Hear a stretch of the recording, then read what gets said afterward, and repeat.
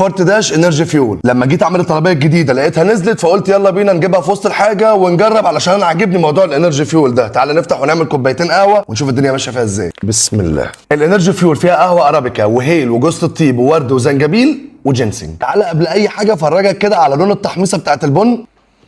حاجه لطيفه قوي ان انت لما تيجي تشم قهوه محوجه ان انت ما تلاقيش ريحه التحويجه طاغيه على ريحه البن، فريحه التحويجه هنا موزونه جدا مع البن. ادي واحد وادي التاني. بسم الله. ريحه القهوه وهي بتشتغل كده ممتعه جدا جدا جدا. خلينا افرجك كده على شكل كوبايه القهوه. بسم الله.